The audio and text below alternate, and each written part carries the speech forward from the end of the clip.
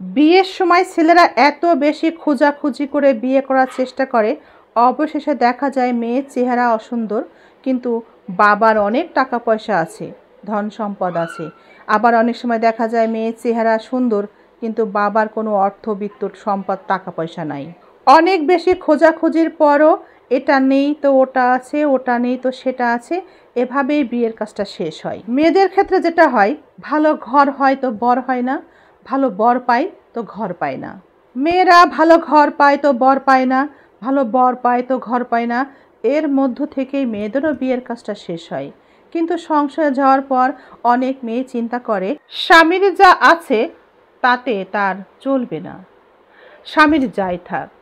আর সেই মেয়েটির চেহারা যত সুন্দরই হোক অথবা অসুন্দর হোক, স্বামীর 1 কোটি টাকা দামের যদি বাড়িও থাকে, সেই মেয়ে সেখানে সন্তুষ্ট না, তাকে প্রতিষ্ঠিত হতে হবে, নিজের পায়ে দাঁড়াতে হবে।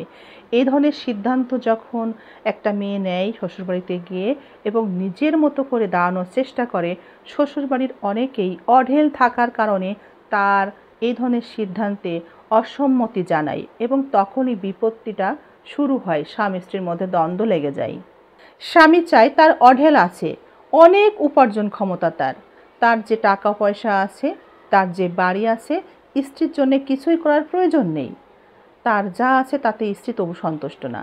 স্বামী চায় সন্তান মানুষ করবে, সন্তান লালন পালন করবে স্ত্রী, আর স্বামী সেবা করবে, কিন্তু স্ত্রী স্বামীর এত থাকার পরেও সন্তুষ্ট না। স্বামী হয়তো বা দেশের ভিতরে ঘোরে, স্ত্রীকে নিয়ে আত্মীয় স্বজনের বাসায় যায়, বিভিন্ন জায়গাতে ঘোরে, কিন্তু না, সে বিদেশে যাবে, তার আরও টাকার দরকার। স্বামীর হয়তো বা সামর্থ্য আছে, কিন্তু তার সময় নাই।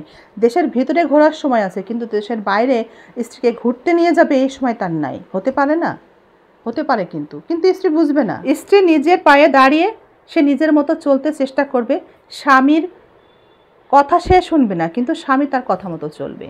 কিন্তু স্বামী তার কথাতে সম্মতি না দেওয়ার কারণে সে সিদ্ধান্ত নিল ডিভোর্স দিবে, এবং ডিভোর্স দিয়ে 2টো বাচ্চা নিয়ে চলে আসলো বড় একটা শহরে। সে তার স্বপ্নের শহরে চলে আসলো নিজের পায়ে দাঁড়ানোর চেষ্টায়, বা সেই স্বপ্ন সফল করার জন্য। আর ওই যে কোটি টাকার ঊর্ধ্বে দামি যে বাড়িতে বসবাস করত, সেখানে তার সুখ ছিল না, সেখানে সে সুখী হতে পারেনি, সে তাতেও সন্তুষ্ট হতে পারেনি, সন্তুষ্ট ছিল না।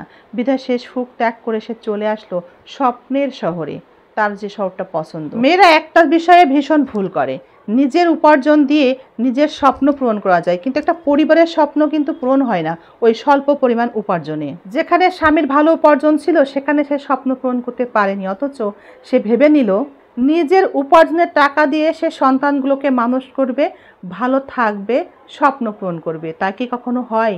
ছেলেটি বিয়ে করে নিল, 3 মাসের মাথায় ছেলেটি বিয়ে করে নিল আর একটা মেয়েকে, কিন্তু এই মেয়েটি নিজের কাজগুলো মনোযোগ সহকারে করছে, ওদিকে বাচ্চা 2টো বড় হচ্ছে, তাদের খরচও বাড়ছে। 1 বছর একা থাকার পর সে দ্বিতীয় বিয়ের সিদ্ধান্ত নিল, কিন্তু বিয়েটা হলো তার সেকেন্ড বউ হিসাবে একজন ধনী লোকের সাথে। কিন্তু তার বাড়িতে কিন্তু তার জায়গা হলো না, সে স্বামীর ঘর কিন্তু পেল না। সে তার নিজের বাসাতে থাকলো, স্বামী মাঝে মাঝে আসে, এভাবে তার জীবন আবার শুরু করলো। কিন্তু একটা কথা কি জানেন, সে কিন্তু স্বামীর ঘর আর সেভাবে পেল না। প্রথম ঘর যেমন সাজানো গোছানো ছিল, তেমন একটা স্বামী এবং স্বামীর একটা ঘর সে কিন্তু পেল না। আমরা হয়তো মেয়েরা অনেকেই জানি না, মেয়েদের হাতের উপার্জনে বরকত কম, একটা ছেলের আয় উপার্জনে বরকত বেশি থাকে।